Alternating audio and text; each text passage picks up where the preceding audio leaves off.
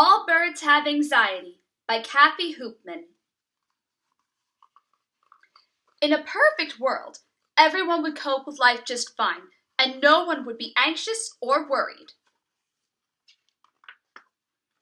But the truth is, we do not live in a perfect world, and everyone experiences life in different ways.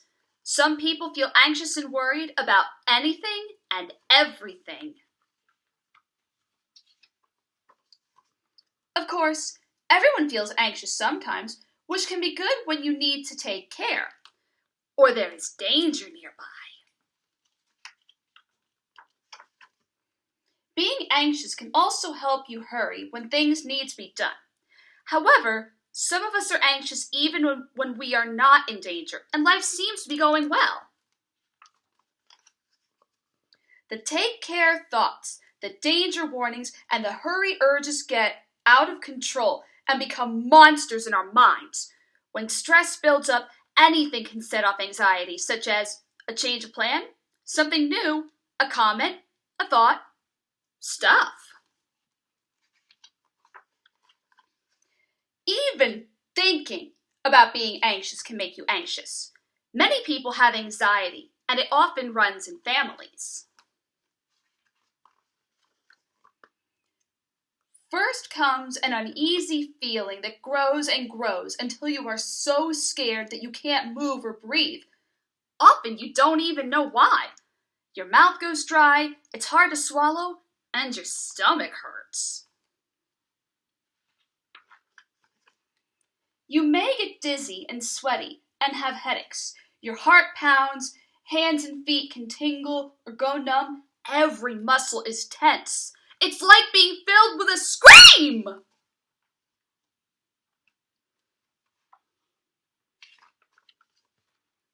Anxiety also affects how we think, feel, and act. We are sure that nothing we ever do, say, or try is good enough. Even if we do well, we are certain it was a mistake. When we are overwhelmed and frightened, we see everything that goes wrong and nothing that goes right.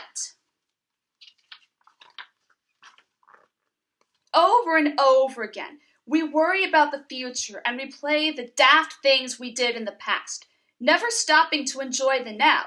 There is no off button. Our minds become a fog.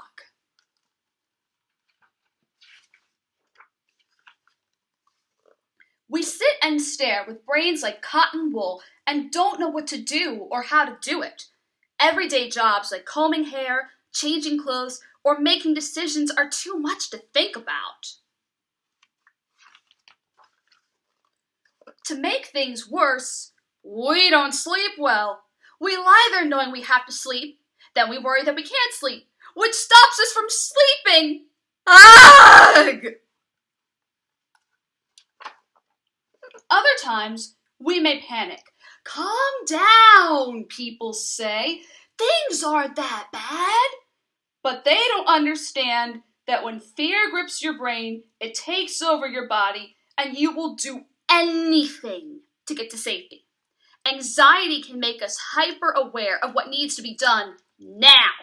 It's worse when people say, "Why don't you just start?" We know we need to start, but we don't know how. So days can go by when nothing gets done, and our jobs pile up around us. Anxiety is much worse when we can't control what happens. Therefore, we try to order our lives and those around us to avoid surprises. Some of us do the same things in the same way, which makes us feel safe.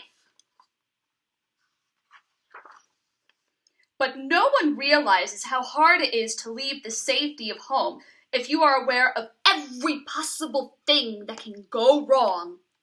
Even if we want company, the thought of being in a crowd fills us with fear. Sometimes we are so tense that we can snap at others. Often we go off by ourselves, cancel plans, leave early, or just don't show up. We can't keep that up for long, though, and soon need time to be alone in a safe place. If anyone comes looking for us, we hide.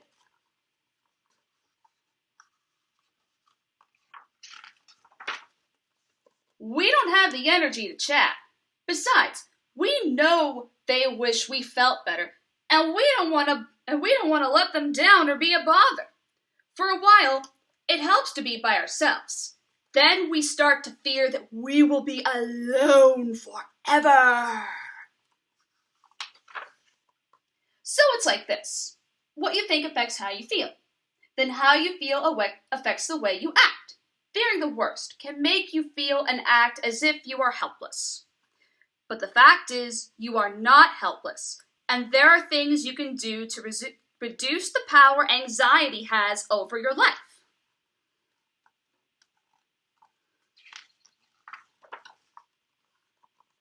For example, avoiding something you fear makes it grow bigger and scarier in your mind, like starting something new, walking out the door, dogs, speaking in public, spiders, planes, school, heights, changing my routine, homework, a party.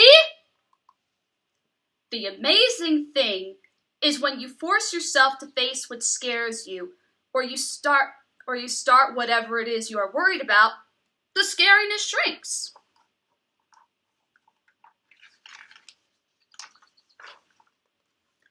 You don't have to jump in all at once. From a safe place, you can watch how others cope.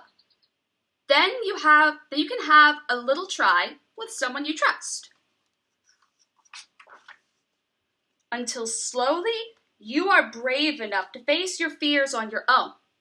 Then you will find the things you thought would be terrible have no real terror in them, and things you thought would be horrible are not full of horror. It's also good to remember that anxiety is not your fault, and it will not rule you forever. Then you can practice choosing to think about things in a different way. Not doing it will make me more anxious than doing it. I don't have to be perfect. It's great if I tried my hardest. The world won't end if I make a mistake. Exercise, plenty of sunshine, and a healthy diet are all a huge help. So is snuggling a pet. Caring for others in need can help you forget your own worries for a while, until finally, there will come a time when you can glide through your days without anxiety. Then you can look forward to whatever the future brings, and even better, you can be happy living it. And that is the end of All Birds Have Anxiety. Here we have an index of all the birds used in the book. If you want to learn more, look at all their names and let your inner birder shine through. Happy Disability Pride, everybody! And remember, anxiety is not the ruler of your world. You are, you always will be, and it's because you are awesome.